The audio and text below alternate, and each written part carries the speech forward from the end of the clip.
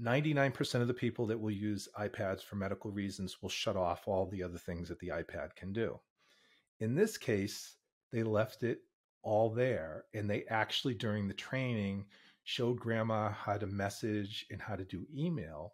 And so she walked around with that device all day because, a lot of times these are critical patients and they can't really walk around, and it became their lifeline. So of course they're going to put in their vitals. And so I think these behavior things that you're talking about are something that we historically haven't realized is as important as whatever physical treatment we give.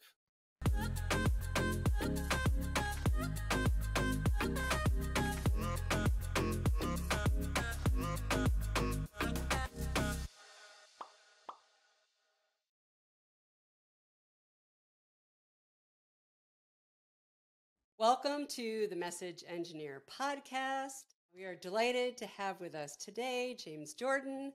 He is a healthcare and life sciences expert. He is also a distinguished service professor of healthcare and biotechnology at Carnegie Mellon University's Heinz College.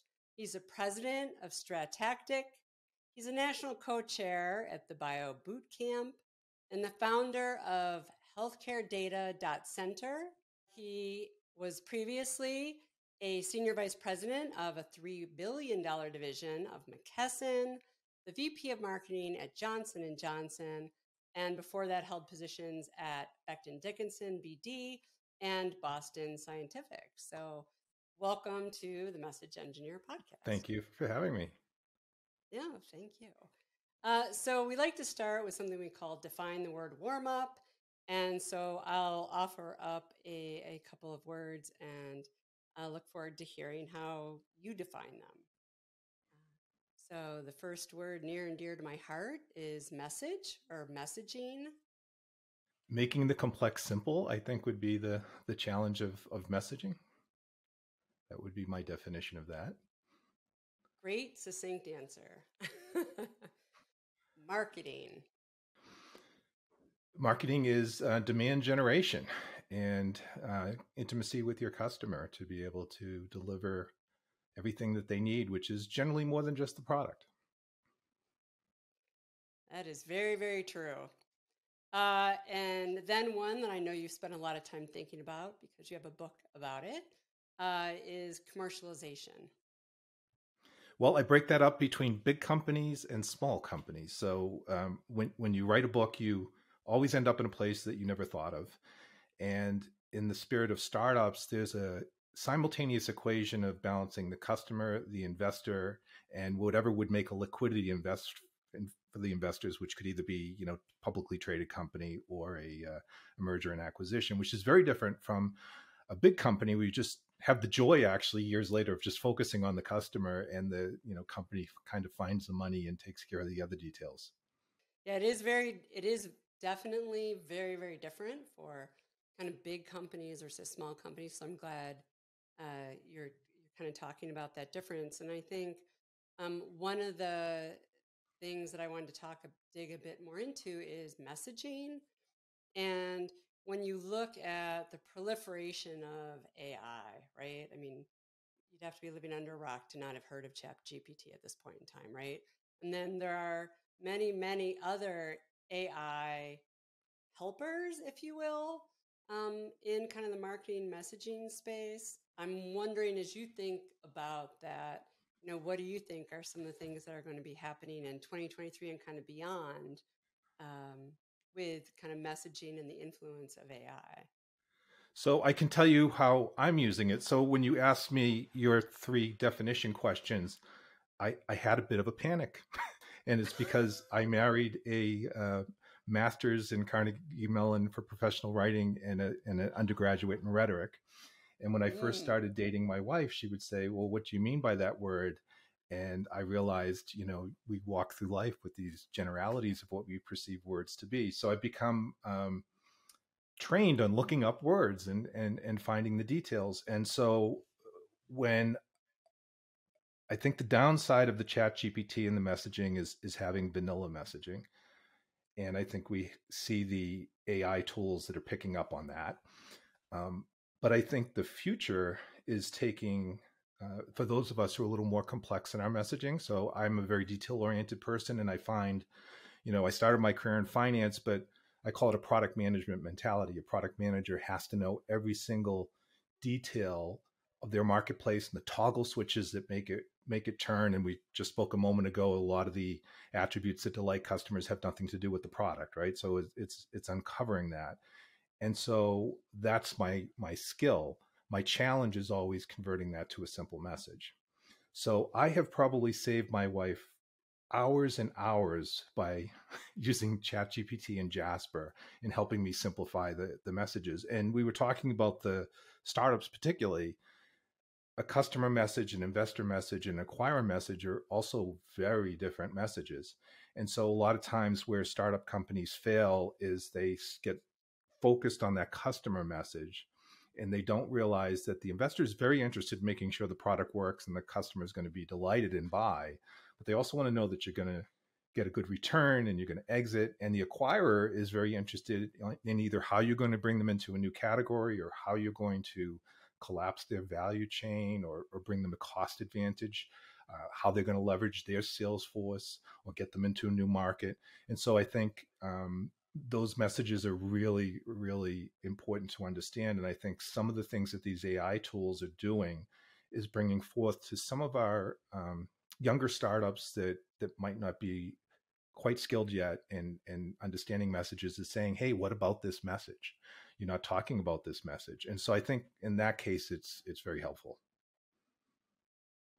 Yeah, that makes a lot of sense, and I love that your wife is very kind of specific about words and the use of words, So meaning of if you words. read, and I have to get this because it's just humorous. Um, in the dedication of my book, I basically said, to my wife, Marcy, with her love, my life is unshakable. But without her talent, this book would be completely unreadable. And so I, I have saved that woman hundreds of hours with some of these tools. But I think the downside of these tools is it's so easy to create a vanilla messages, and it's so easy. I belong to the a group, Cancer Prevention Research Institute of Texas, where they have an advisory board, and they invest a lot of money into startups. And we had a recent dialogue on how easy it would be for someone to put in a proposal that sounds completely smooth and supported. And the question is as folks who have to do due diligence on this, where now is our obligation, right? What do we have to check for sources? Because I always, if I do use ChatGPT for something, I always ask it to cite the sources, and then I always go look them up. But I know certain students aren't doing that, right? And so the question is, how much time does the professor or other authorities that are doing budgets, National Institute of Health, things like that? These are going to be interesting challenges, but I think the long-term benefit is pretty significant. Yeah. Yeah, you bring up some really interesting questions, particularly as it relates to citations and what are the sources that it's using. And my son is 12. And one of the things I've told him when I have him he'll say, they're never small things. I want to do this. I'm like, write a proposal. And he'll do it. And in the last year, I've said, you need to include citations and they can't be Wikipedia. Mm-hmm. And I think that's critically important, right? For due diligence, for medical, right? For anything that's out there, whether it's on the internet or in a proposal, you have to kind of drill down to find out what's the foundation, what's it based on, is it solid? And I think there's other tools that are helpful too. I remember helping my daughter Danielle when she was younger.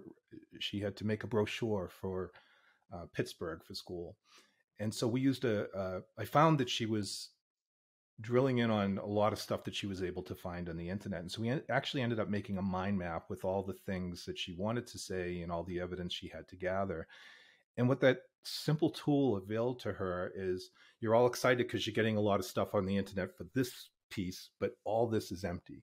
And so I think these are tools and disciplines that our kids need to learn. And we used to have to go to the library to find this stuff, and now it's out there, but that doesn't mean that everything on the internet is true. And it's really important to be able to cite something. And if you have you've written stuff, I've written stuff, and if you're putting out in the public, you're really, really paranoid about something. And I've run even my own stuff through plagiarism checker frequently. And I had a blog I had put out on cybersecurity and precision medicine several months back. And I used, there was some great resources from AT&T, and I had been very careful to cite things, and I ran it through, and there was like one thing that could possibly be of concern. So I just rewrote the whole thing, and I recited something, and lo and behold, the VP of AT&T cybersecurity reached out and said, excellent article. And I could imagine, like, I could have plagiarized. If that was the source, I could have run the risk of plagiarizing. So it's really important, right. I think. That's a great point to run anything you write, blog post, etc., through plagiarism checker to make sure that you're not somehow inadvertently pulling something. But the most exciting moment when you have plagiarism and it's your own work. That's really, when you you fully learn something when you're like out other people's words, right? You're on the right track. There are a couple of interesting things you mentioned in there, and one of which was precision medicine. And I was listening to a podcast last night, and they were talking about a journal article. And so precision medicine and a lot of kind of AI in medicine, I see as being able to tell us more faster about people and treatments and kind of paths for people, particularly those with rare diagnoses or rare diseases.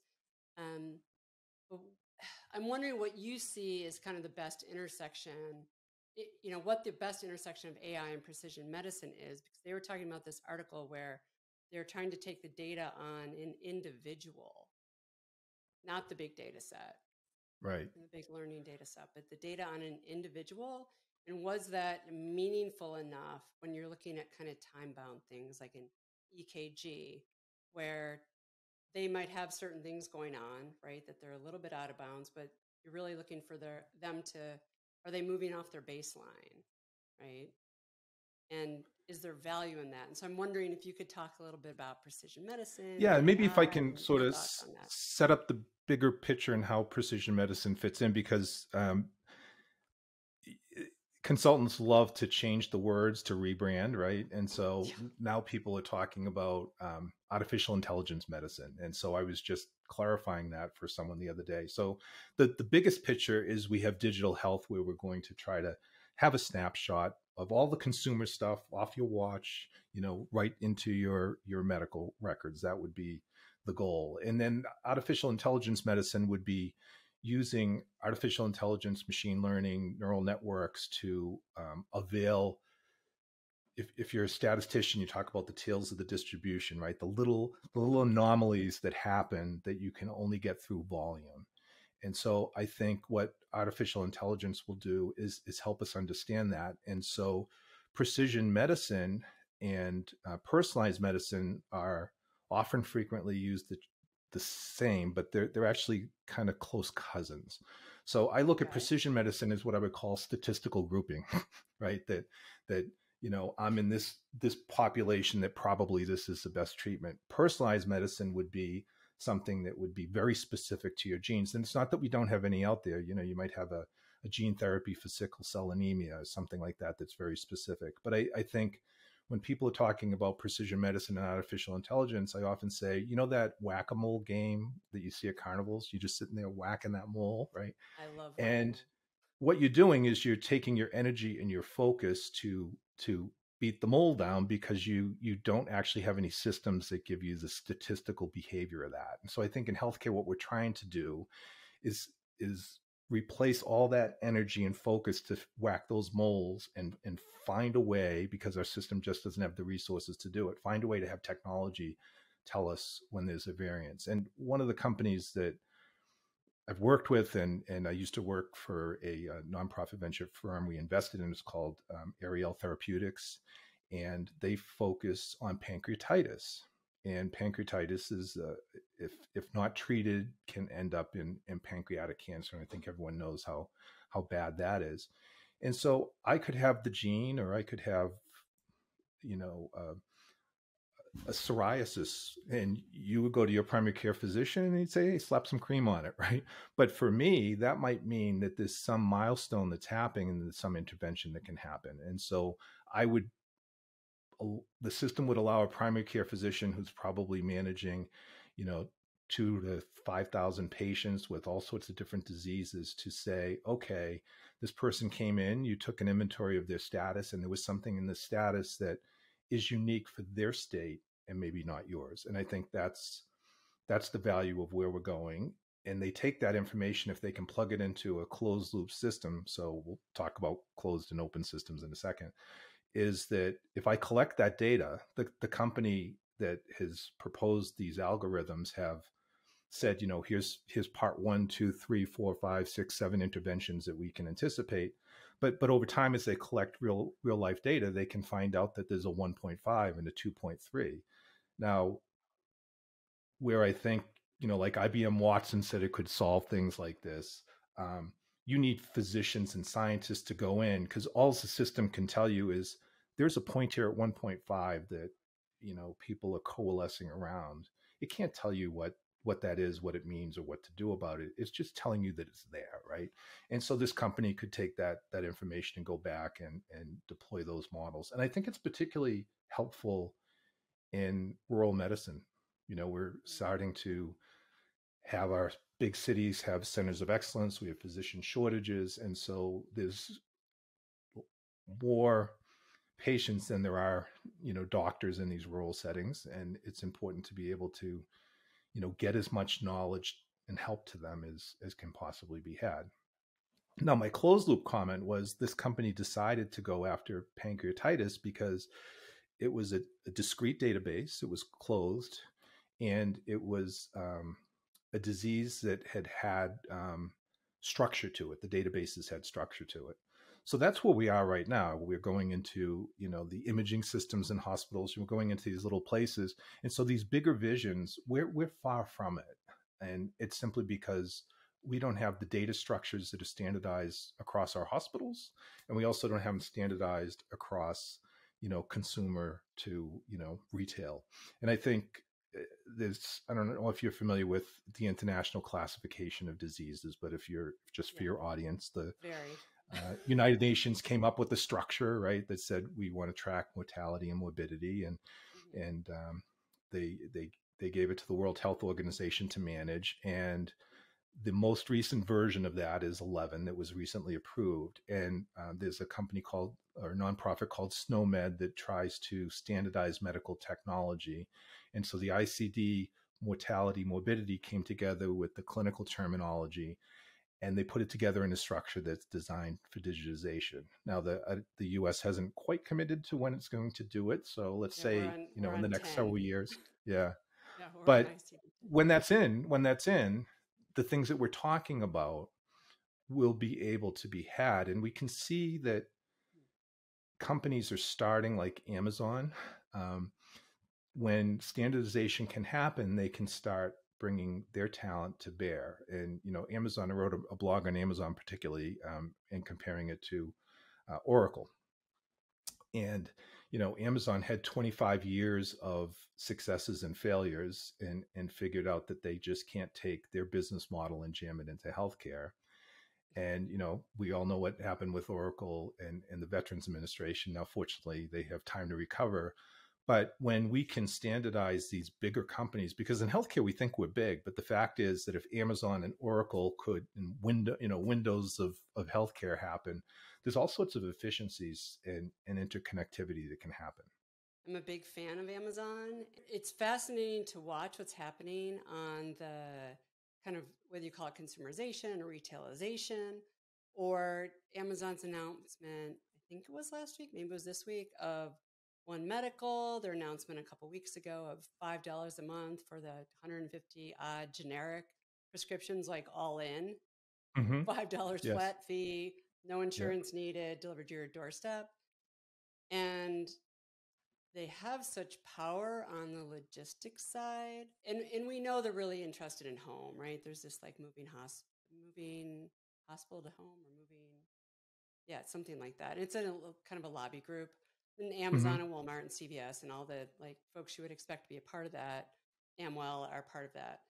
And where do you think as let's say care transitions from, we used to be inpatient, right, 20 plus years ago, and then became more outpatient heavily and ASCs, and it keeps moving into lower acuity settings, which patients generally prefer, which payers definitely prefer.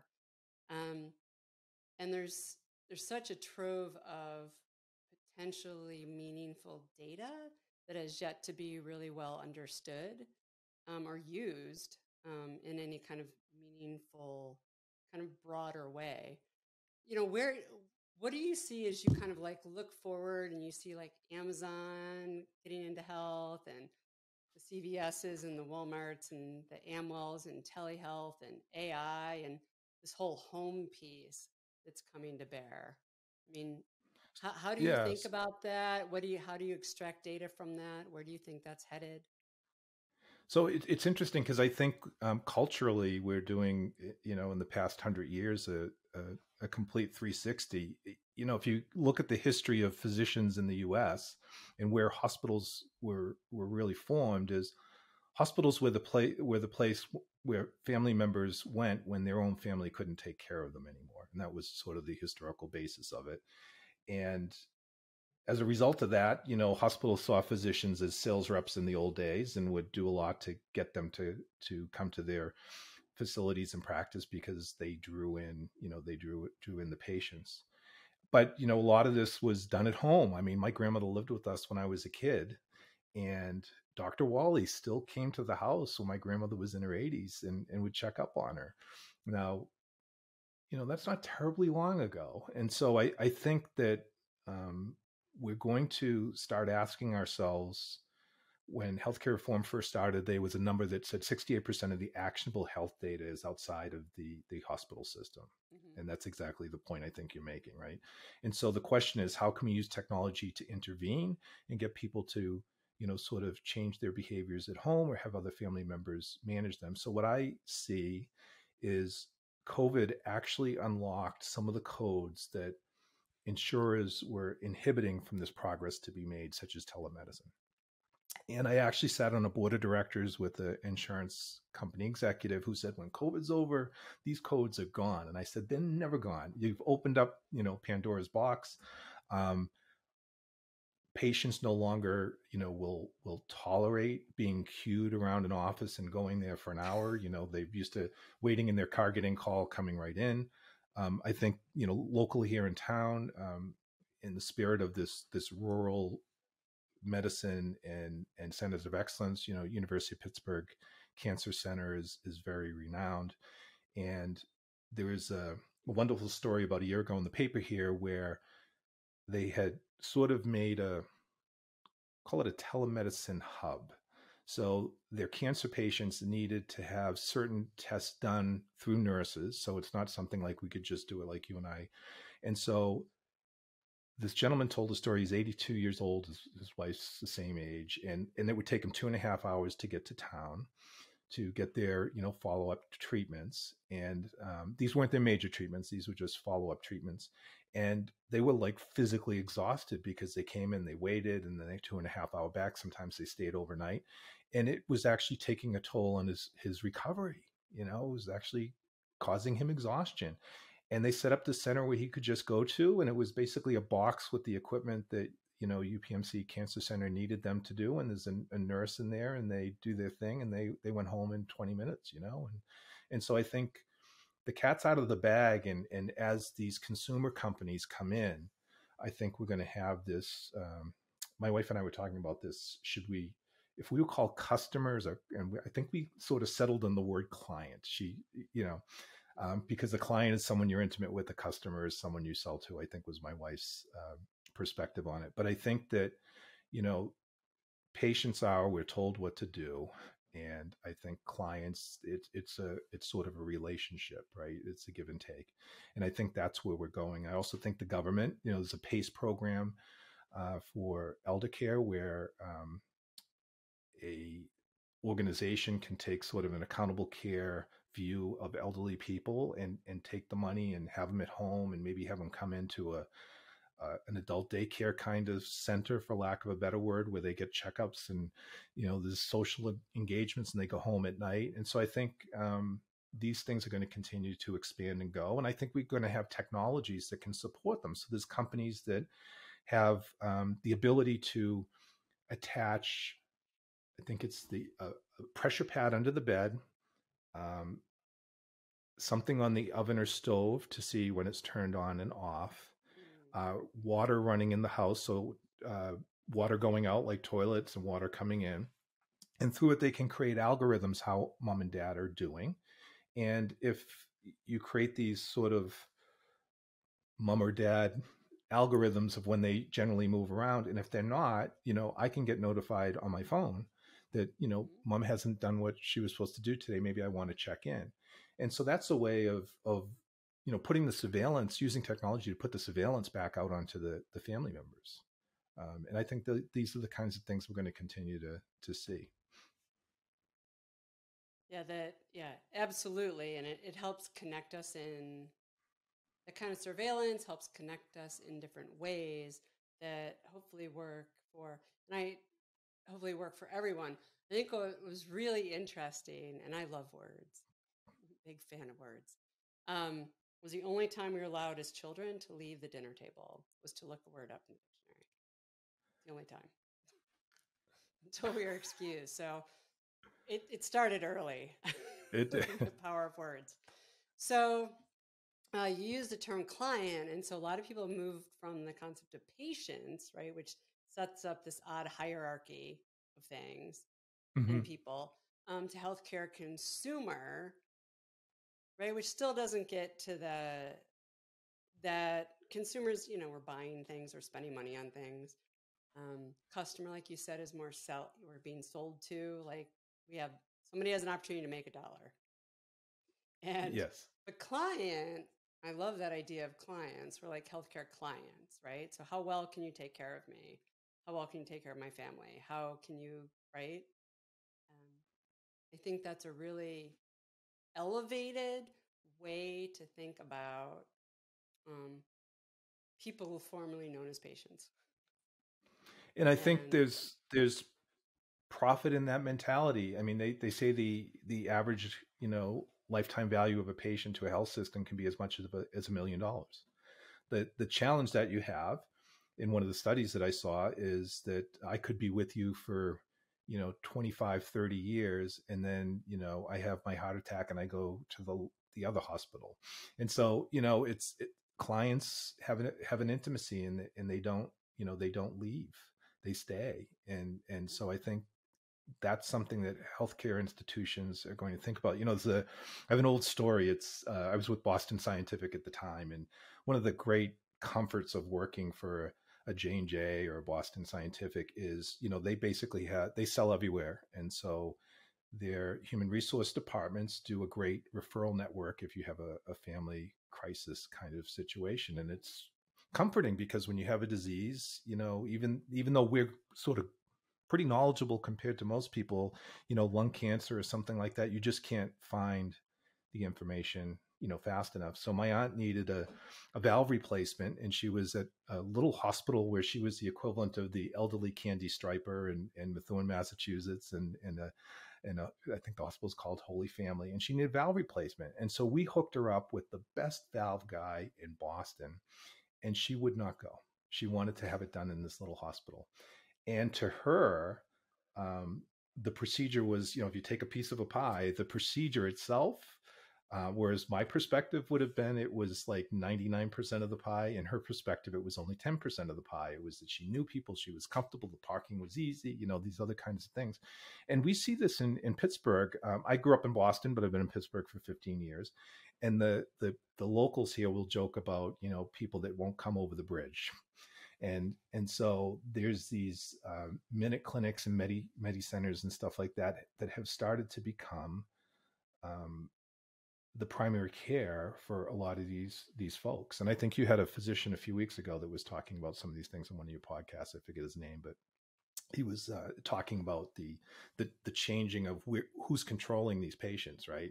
Mm-hmm. And I think we're going to find that the people that are focused on the home are going to actually not only capture great information, if they treat these people right, they're going to create a lot of brand loyalty, which I don't think is the way that healthcare companies are thinking about it, but I think it's the way Amazon's thinking about it. That's a yeah, that's a great point. I think there's a lot to be. Yeah, my mother lives in a small country town in Wisconsin near my sister. Even though we grew up outside of Buffalo, so not so far from Pittsburgh, actually. And it took a long time, but I did convince her. She has AFib. She's had an ablation. She has a pacemaker. There's a whole host of things. Um, but I have convinced her that when it's something serious, that she needs to go to, she's close enough to Milwaukee, to go to Yeah. Freighter, to go to St. Luke's. Like, we love the small local hospitals, and they're great for certain things. Well, and I But think it so. I is, did a strategic planning session with the nonprofit hospital system in Idaho. It was called North Canyon Health System, I think was its name. And they're pretty rural. They're two hours, I believe, outside of Boise, and they just do a great job at what they do a great job at, and they do even a better job at things they're not good at. So they've created a relationship with the Mayo Clinic that when they do have patients that have a situation like your mother did, they handle the concierge, the hoteling, everything. And so, they just take care of it. And now again, it's a nonprofit. So these things, this group right. was amazingly client centric. They were just a very, very special group. But I think these are the kinds of partnerships and relationships that we're probably going to see, start changing. And then the question is, if you're, as you mentioned, I work for McKesson, and as a company that distributed almost everything, distribution is not J&J sexy, right? It's not making heart valves and different things like that. But, the power that they have and the influence by doing something that maybe people don't think is important, but the customer does. Um, Mm-hmm. that's that's where I think these people are going to gain leverage because they're very good at delivering quickly, getting things done. You think of specialty pharmaceuticals where you're taking, maybe two separate drugs and you're mixing together for cancer treatment, and when you mix them together, they're only good for 24 hours. I mean, that's that's some quick movement, right? And so AmerisourceBergen and McKesson Mm-hmm. particularly are very, very good at that. And those skills are going to, because they've learned how to make money doing small things. And I always used to joke the difference between a medical device company at the time and a pharmaceutical company. So an SKU is like a stocking unit, right? So if you go into the store, every item you see, they call it an SKU. So in the medical device business, and I'm not good, don't hold me to these numbers, but it was something like 20 SKUs to make $1 billion in revenue. And in the drug industry at the time, it was like 0.75. And so if you take a product manager in the medical device industry, they were responsible for a much broader aspect of things than say in the pharmaceutical industry. And I think when you look at the McKessons or you look at the Amazons and those folks that can standardize on one hand and then be very intimate on another hand, that's who's going to win.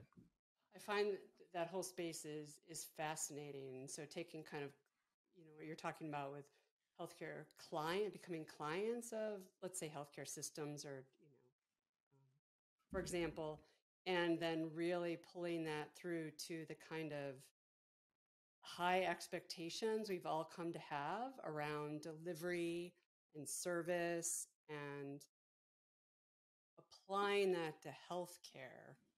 Uh, it's kind of the last mile, maybe in some ways. Well, Um, and a lot of times again, it's not the sexy things that can turn the dial. So I have a former colleague at McKesson. He's the president of a company called Symmetry RX, or Symmetry RX, and they work to coordinate drug samples.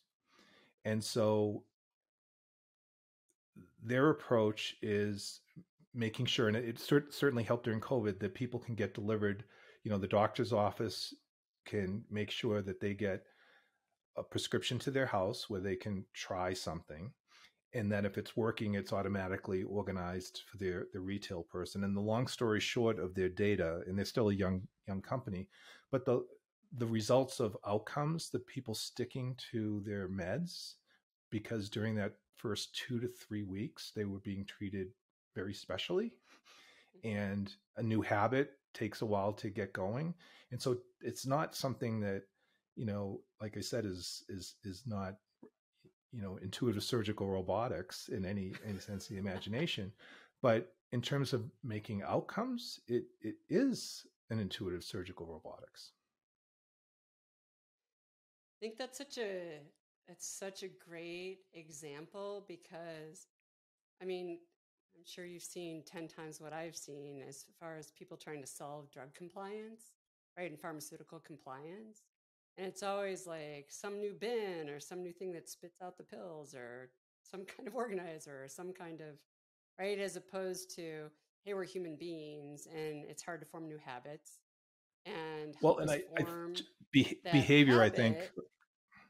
Yep. right, with relationships and connectedness. Like, it's it's very old school, right? Like old school. But sometimes it's the simplest things that work best, and not, kind of the anti-technology pro-relationship method. So I have two stories around that. Absolutely true. So the first one is a McKesson story, and it's probably a decade-old story, but I still think it's an amazing thing. McKesson can sometimes be a service organization to insurance companies. So in this particular case, the disease was congestive heart failure, and they hired McKesson to, sort of make pennies on the dollar and have these nurses call up and make sure people are weighing themselves and asking them this grouping of questions. And so they did that for a period of time, and the nurses on their own sort of realized that they had scheduled, I think it was 5 to 7 minutes for this. And they realized that if they knew Mrs. Jones's names and details and all that, they just started keeping notes.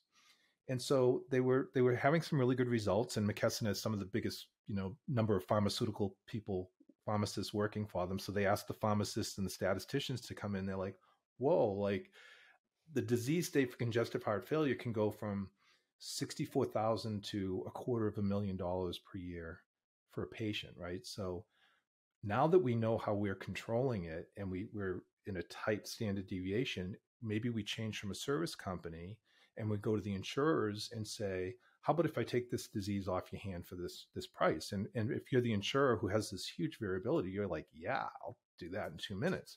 And what they learned the secret is the nurses had teamed up. They made a personal relationship, and eventually Mrs. and Mr. Jones had figured out that they could give their vitals and have a 2 or 3 minute exchange of data, and then have a 4-minute visit or a 7-minute lecture, right? And exactly to your point. And I can't remember this company's name, but it's in the Midwest, took it to the next level as they were doing something similar, but they were doing it with an iPad. And 99% of the people that will use iPads for medical reasons will shut off all the other things that the iPad can do. In this case, they left it all there, and they actually, during the training, showed grandma how to message and how to do email. And so she walked around with that device all day, because, a lot of times these are critical patients and they can't really walk around, and it became their lifeline. So of course they're going to put in their vitals. And so I think these behavior things that you're talking about are something that we historically haven't realized is as important as whatever physical treatment we give. Yeah, absolutely. That's a great story, and the idea of because I've seen those stripped down iPads. I've seen people do that. what you're talking about.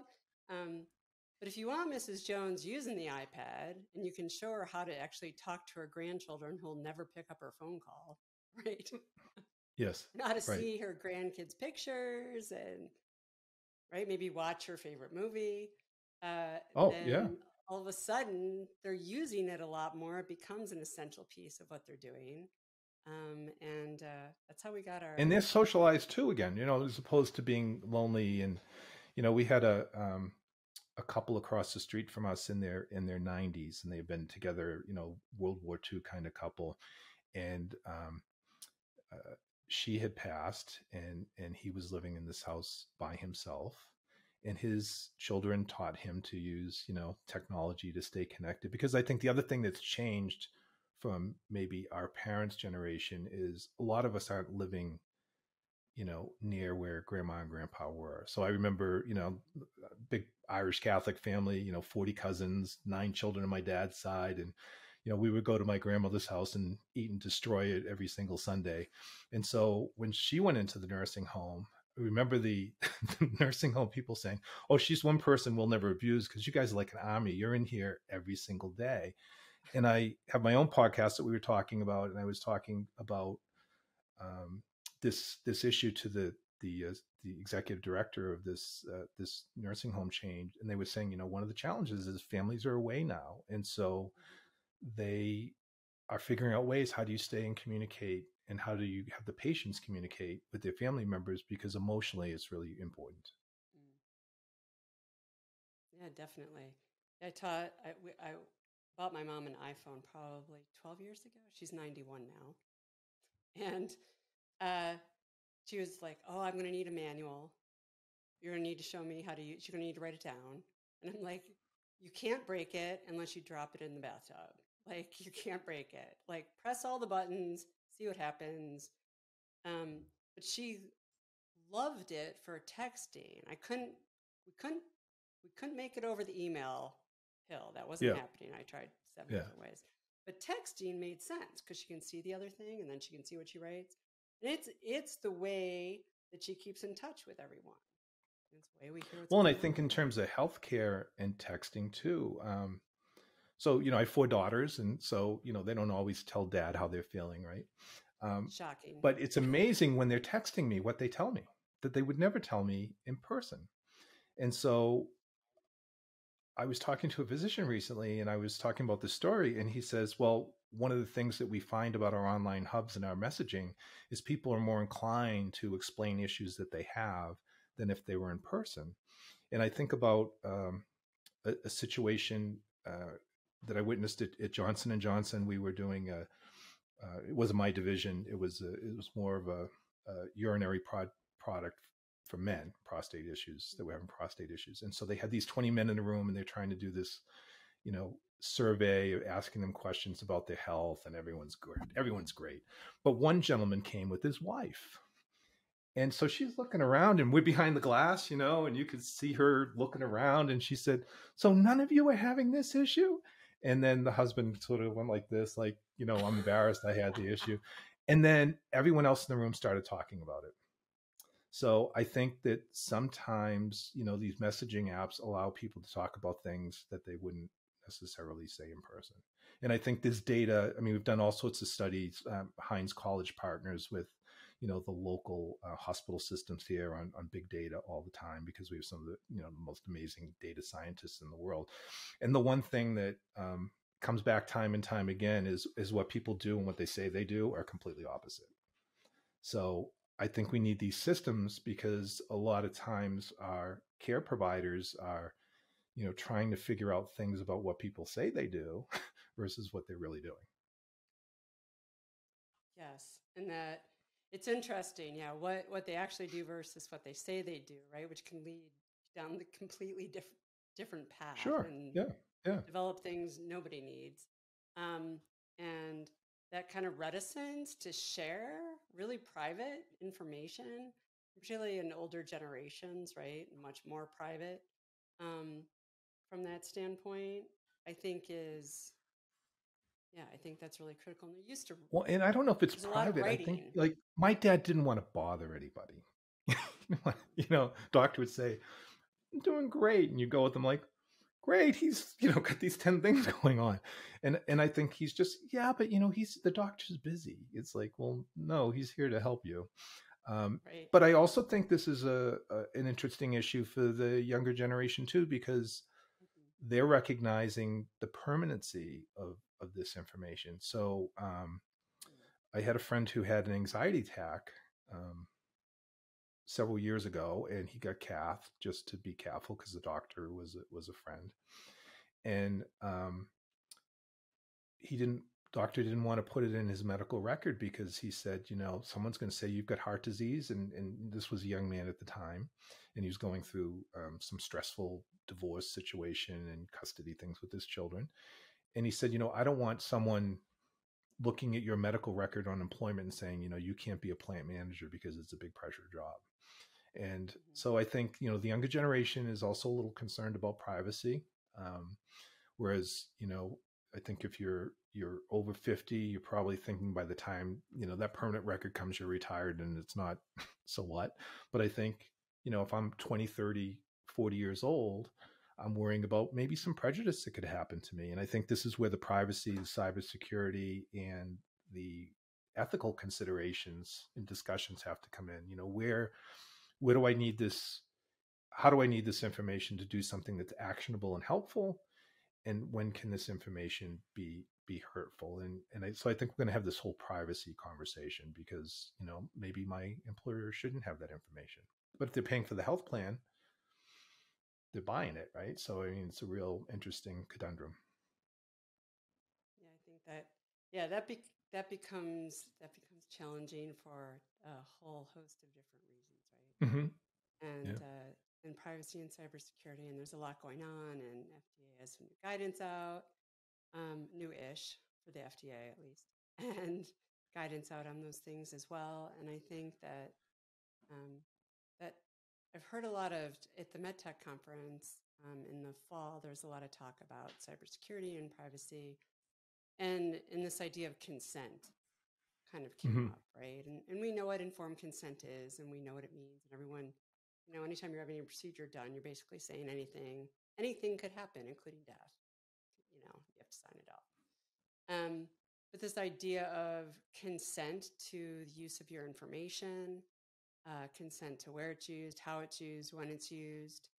Um, what do you see kind of on the horizon for that? Other than there's obviously a lot more attention on it, but I think from the healthcare client side, right? They want to be able to, the way they do is social, to be able to control or consent or full consent from those things. What kind of new bars does it or needs then do medical device companies and other folks in kind of the medical area need to be thinking about that they haven't been So I think when the consumer companies plug in, there's going to be this huge bolus of security concerns. And we have concerns now in our healthcare systems, but our healthcare systems aren't interested in leveraging that information to, draw more profits out of you and other products that they sell. And so I don't think we're there yet. My dean is Dean Krishnan. He's been at the White House. He's probably one of the brightest digital people around, and he constantly says that technology is always ahead of the laws and the regulation mm, um, that support them. Right. So we saw that with the Uber cars here, and when someone got hit, okay, who's responsible, what happened? And after all the analysis that was done, it looked like it was a pedestrian issue, not the car issue. But when we talk about Teslas and automatic cars, it gets into an accident. Is that something an insurance company handles, or should that be Tesla? Right. And therefore, should the price of your insurance be in the car? Are they going to be an insurer in the future? So I think these types of questions are going to absolutely come into healthcare. And so every time you make a connection to a new system, you have a fuzzy consent that you might not know where that information is going. And it's all worded in a way that's very complex. And you could actually be part of a system that has 10 micro consents that you're unaware of. And so I think this is all going to have to be sorted and debated, because it's a huge issue. Yeah, no doubt, no doubt. There's a lot of complexity and a lot of opportunity to do better in that regard. I do want to circle to one thing, and that is IP. So I found it really fascinating that you had a book on the intellectual property pyramid assessment, a Yes. novel method for creating a sustainable competitive advantage. And I found that interesting because as part of my kind of the message engineer roadmap, one of the things, right, I talk unsurprisingly about the sustainable, like step number, I think 8 is like sustainable competitive advantage. And I talk about how IP is the best possible for a marketing message, the best Mm-hmm. possible marketing message. So if you can build the message that includes something that your company already has IP on, what's more defensible than that, or the Correct. basis Absolutely. of it? And so I found it really fascinating that, like, like most other things, right? There's nothing new. I Well, apparently so plagiarized you without realizing. so And what I do is think of two organizational charts, right? CEO and the mhm, top vice presidents. The top one is how the market is structured, how you get there, do what you're doing, right? So I can you think of a drug-eluting stent. You've got the nitinol material, you've got a polymer that can absorb and elute the drug, and then you've got the drugs themselves. So those are sort of three different components. And then you have the ways of separating out the market, right? And every market has its sort of boundaries. And so below it, you take another org chart, but you turn it upside down and see where the vice presidents cross over to these market needs. And so what you discover very often is that there's things that you could connect just by looking at it that way that you were missing. And so I'll give a case in point. I was working with a company that had a bio valve, and so this is all protected now, and it's very hard to tell these stories because all of them are sort of confidential, but this one's a simple one. It was basically there's a proprietary material and all that, which I won't get into, but at the end of the day, they had this on a mandrel, and they sprayed it, and the sprayer went around the mandrel.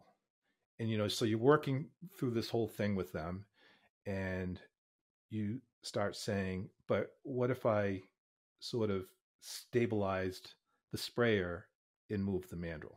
And they're like, completely missed it, right? So I always say you want to take a position that's impervious to competitive advancement, but at the same time, market development is very, very expensive. And so be thoughtful about who you potentially are inviting in to be first or second to market, and how you can leverage them too, right? So when you're in a market development phase, you've heard the term, the tide rises all boats. That there's, a lot of times to make some of these healthcare markets could be, 100, $200 million of investment to educate the market, put the infrastructure in place. And if that could be spread out over 2 or 3 companies versus one, that could be advantageous. And if I had 60% market share and the other 40 were split between the other two, but we all sort of shared in the market development, that's not a terrible thing. And so that IP pyramid can uncover situations like that. And the other thing it can uncover, kind of like that brochure on a mind map exercise you and I were talking about, my daughter, is okay, but the market demands these 5 things. You've got 4 covered. You're not addressing the 5th one at all. And is that because it's just technically impossible to address, or have you not addressed it? And a lot of times, sadly, it's just no one has addressed it. And so I've had a lot of success with that model. And in fact, there's a company that Smith and Nephew bought that was the company was called Blue Belt Technologies, and they were making a sort of a bone sparing knee surgery device, sort of like a CNC hand lathe. And all of a sudden, the market had Smith and Nephew, DePuy, Johnson, a lot of people interested in it. And all of a sudden, one of the companies called them, which was ironically not the company that bought them. And so we got together and we ran the exercise. And of course, I can't be a technical expert in everything, so I don't pretend to be. That what you do is you try to get the technical team to break their own technology. And at first, it takes an hour to get them into it. But once they get into it, it's amazing. And one of the In fact, he's, I think, the number 2 guy here in Pittsburgh with Smith and Matthew. We're going through, and he goes, oh, and it's like, what? He goes, oh, we have this competitor has a vice president that has no managers and directors under it. And if he got some of our stuff, that they would be able to get to the market. And they didn't have a two-way confidentiality agreement. And so they decided to delay the meeting, put a PCT in, which is, kind of like a patent pending kind of situation, so that when they went into that meeting, they were protected. And so it's a very interesting process. And sometimes, I'm always amazed when I make mistakes is I don't follow my own processes, and sometimes you get frustrated that processes take too long. But a good process is designed to make you think of, the anomalies, the tail of the distribution, right? Yeah, absolutely. Absolutely. I think IP is so critical to the kind of value creation that needs to happen to get to exit kind of broadly, right? Lots of other things have to happen. And people leave it to the lawyers, and they get mad that the lawyer bills are high. And then the lawyers are frustrated because they make the commitment and then they structure it all, and then the client will pull them away and go to a cheaper firm long term. So ironically, one of the groups that's incredibly supportive of this is the legal groups, because if I can prep their folks before they get to their legal firm, they're a lot more well organized. And it's always cheaper for the company to do it. And the company has conceived of things or gaps that they have that you can't have a third. I mean, the intimacy of people who've been working a problem for several years. There's no way you can replicate that in a law firm, right? So it's an important process, anyways. It's interesting. Always surprises me. Yeah, I think it's a great point from the IP side with the lawyers to kind of take a look and flip the org chart internally and take a look at where the gaps are and mind map it out, and a lot great actionable like strategies and things to do and how to get this done, which I know everyone's going to find super helpful from that standpoint. Yeah, I've not yet been at a firm or had a client where someone's not complaining about the legal bills. It's just well, and I think for startups, particularly, I do this disease state mapping exercise, and it's about the toggle switches. And so if you're a medical device person, you sort of get it, right? You've got prevalence and incidence and diagnosis rate and units per procedure, right?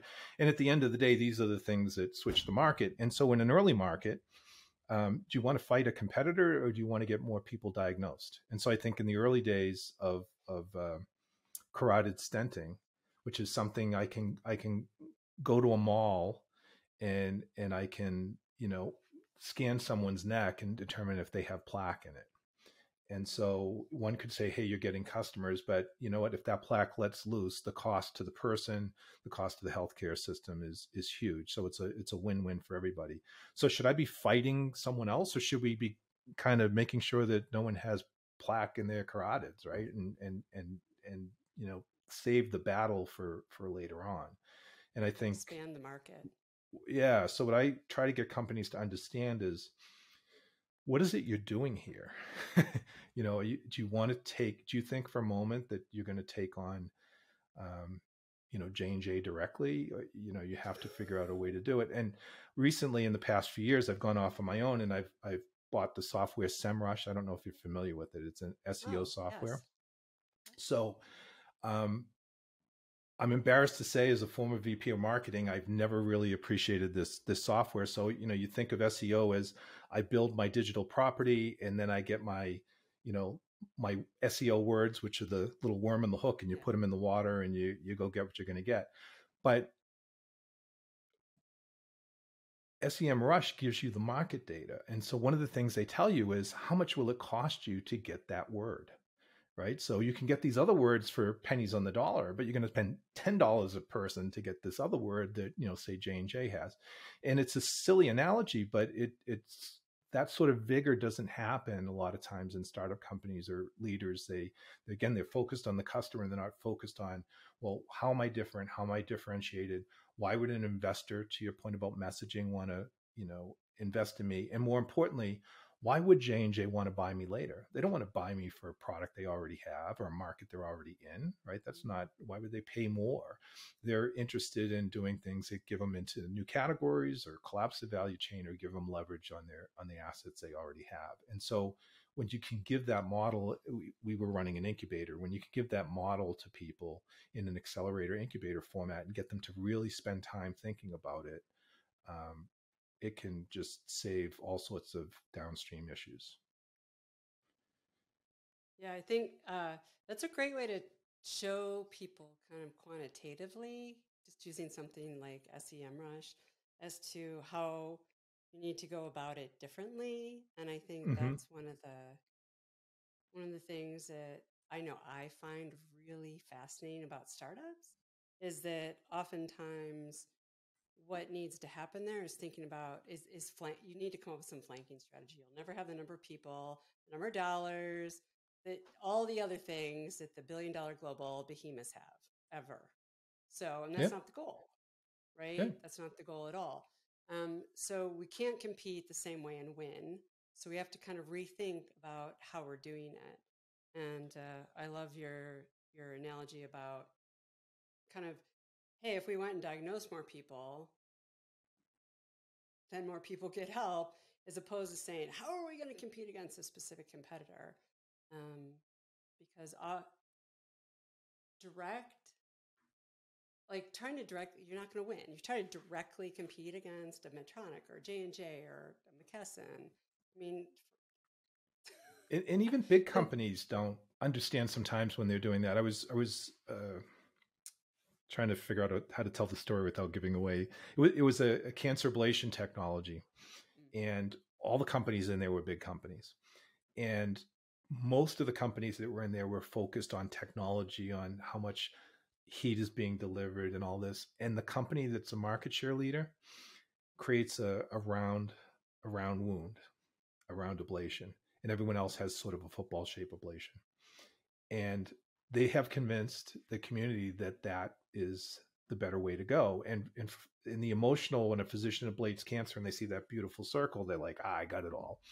But the reality is that if you're close to vessels and things like that, that the other shape is actually better. And so the technology leader doesn't participate in certain procedures because the round wound can't get close to certain anatomy, right? And so the other people haven't figured that out yet, and it the science doesn't support it. It's an emotion and an imagery issue. And what these guys have done is, I'm guessing that this market had 450 sales reps and they've got 150 of them. So they've taken 60% market share. They've created a position that their 150 reps have. And then they've taken all those other reps to fight off that other smaller position. It's brilliant. Absolutely brilliant. Now, I don't know the people that are the leader. I haven't talked to them about it. I'm assuming that this was a purposeful strategy, and it's a company that has a reputation for good marketing. So I assume they did it on purpose. But the other people do not know what they've done to them. It's just amazing. I find kind of human physiology infinitely fascinating, and more so human psychology. Like to your point about Mm-hmm. behavior, and what are the behaviors, and are there some simpler things we can do, as Mm-hmm. opposed to trying to apply technology to every single problem that can be. What's the it's like solving for when you reduce fractions, right? You're looking for like the simplest form of the answer that gets you across the finish line or gets people to the next step, or where it is that is best for them to go. And I think uh, it's interesting. I'm thinking about the circular ablation because I was the VP of Marketing and Reimbursement and Education at AtriCure, Mm-hmm. Yeah, in sure. their Yeah. early days, kind of in their they're in the single digit millions, and I was with them through the IPO and to just kind of shy of 50 million before I jumped out. And and when I joined, I asked three of my cardiac surgeon friends, I said, hey, who's the market leader? Who do you think's the market leader in surgical ablation? And they said, Medtronic, of course. The next person said that, and then the third person looked at me and went, I know you, so I'm pretty sure what I'm going to say is wrong, but it's what I think. And I'm like, okay. And it was the same answer. And I'm like, actually, AtriCure, like dollar sales and unit sales in the United States, was the market leader, but no one knew it. It's kind of a Hmm. fun spot to be in to figure out what that was, but it's not always all the journal. You need the credibility and you need the journal articles and you need all those foundational things that we understand on the clinical side. But you also need to be able to say something meaningful and strongly and prove it um, to folks. It can like this kind of circular idea that can Hmm. get you a very Yeah. long way down the road. Well, and sometimes it's the leadership of the company. You know, I think I'm aging myself when I talk about Guidon, which is now owned by Boston Scientific. But in the day, Ginger Graham was the first female CEO of significance in that, if you remember Mm-hmm. her, and every Yep. customer knew her personally. Every customer knew her personally. She knew everything, everyone in the industry. And if her company uh, made a mistake, she got, you know, one of the things a brand is, right? A brand allows you to have more equity than your product is worth. That's the definition of a brand. And she was part of that brand. In the early days of Boston Scientific, everyone knew, you know, John Abele and Pete Nicholson. They knew everybody, and physicians could pick up the phone and talk to them personally, and they made it a priority. And so those those things are different, right? That's part of the piece that adds to the brand. So Yeah, brand is, yeah, there's so much value in brand equity. yeah. Quick question. I could talk to you all day. Quick question. What if you had to recommend kind of three books or three podcasts that like marketers and med device folks and healthcare folks should be digging into? What might those be? It can So include your I podcast. include my podcast. Well, so my podcast is about the business models of healthcare, which is healthcaredata.center. And my podcast is Chalk Talk Gym to get people together to talk about these various problems from all across the value chain because no one can know it all. It's just too big. Mm-hmm. So that's my approach. But I think I listen to a lot of, so I have YouTube Premium and I follow a lot of physicists and scientists, and so I tend to spend a lot of time these days on information technology and just the raw sciences as opposed to, you know, because I'm trying to anticipate what's coming. And so, you know, I can look at PitchBook and I can you know, all the fierce, you know, whether it's Fierce Pharma, Fierce Medical Devices, Right. Becker's Here's hospitals, you know, all healthcare. those systems are fantastic. I listen to the Martech podcast, which is just totally tech. It has nothing to do with us, but it helps you understand how this is coming together because my belief is the consumer and the traditional healthcare are coming together. In fact, my visual is that if you think of a traditional donut with a hole in the middle and the healthcare is the whole, it is 18% of the economy, the rest of the people are trying to figure out how to get in and you know, get some profits. And at the same time, we need them to come in because they're going to bring some strengths and system stuff that's going to happen. So I've been watching the outside of the donut quite a bit and also following a lot of health policy and population health management techniques, which are a little different. That would be very different from, you know, if we had this conversation 5 years ago, I would have been doing a lot in robotics. I would have been doing a lot with CRISPR and gene editing and different things like that. So I sort of moved my, you know, understanding or my interests at this point in time, because I think that the whole idea of my podcast is that the entire healthcare value chain is a bunch of fragmented systems that need to sort of come together, and that's inevitable, right? Because if they don't do it themselves, the Amazons and the Oracles are going to force them to do it. And so it's time to sort to understand how that's going to transition and where best practices are. And you know, I grew up, I came through finance, operations, engineering as a plant manager, as a sales rep and marketing, so I kind of came up through there. And one of the things that just tickles me funny is the just in time Lego exercise that, you know, we did in the 90s is considered cutting edge, and they're training people how to do just in time techniques and Kaizen techniques in hospitals. We're that far behind. And so I think, we really need to get moving on these sort of things. Yeah, no doubt. So thanks for sharing those resources. Thank you. Fantastic. And how can people connect with you or get a hold of you? So my website is jfjordan.com. It's my personal website where my blogs and different things. So I'm always reachable there. My research is on healthcaredata.center. And if anyone, you can email me connect to me from healthcaredata.center. And from there, I can keep you updated on whatever areas interest you. So some people are just interested in medical devices. So I actually have on there every company, a material company that's in the medical device, the biotech, what vertical they're in, and all that. And I did that initially so that startup companies can sort of hit the ground running, because to gather that data could take years and months. And so that's sort of how I started my website. And so it's been going on now for about 10 years. That's tremendous. I did spend some time on healthcaredata.center last night and was shocked at how much great, clear data you have that you've kind of dissected and laid out the marketplace in medtech. And I know that most people don't appreciate, or even the U.S. reimbursement system. I have a big presentation in there on how the entire U.S. reimbursement system works, but I've also moved it down to 2 slides.